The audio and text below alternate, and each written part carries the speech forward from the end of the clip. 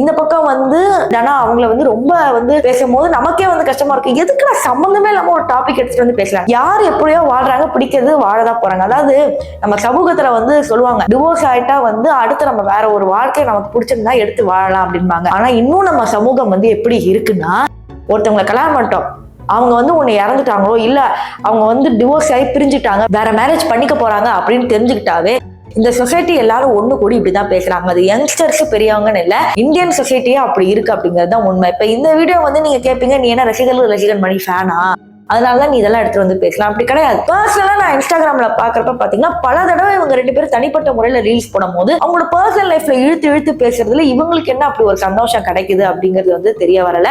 ஏன்னா இவங்களும் வந்து பாத்தீங்கன்னா கமெண்ட்டை டெலிட் பண்ணாம வைக்கிறனால என்னமோ நமக்கு பாக்குற அவங்களுக்கு கஷ்டமா இருக்கும், பாக்குற நிறைய பேருக்கு கஷ்டமா இருக்கு. அது நிறைய பேர் வந்து இன்ஸ்டாகிராம்ல தெரிவிச்சுக்கிட்டு தான் வராங்க. சோ மக்களோட ஒரு தனிப்பட்ட எண்ணம் என்னன்னா, ஒருத்தவங்க இருக்கிறாங்கன்னா அவங்க கெட்டவங்களா இல்லவங்களா, அவங்க பர்சனல் லைஃப் தெரியுதோ தெரியலையோ அவங்கள பத்தி பேசிக்கிட்டே இருக்கணும். அந்த விஷயத்த வந்து அவங்க மறக்கவே கூடாது அப்படிங்கிற மாதிரி ஒரு சிச்சுவேஷன் கொண்டு வந்துடுறாங்களோ அப்படிங்கிற மாதிரியே தோணுது. சோ இதை பத்தி நீங்க என்ன நினைக்கிறீங்க அப்படிங்கறத கமெண்ட் செக்ஷன்ல சொல்லுங்க.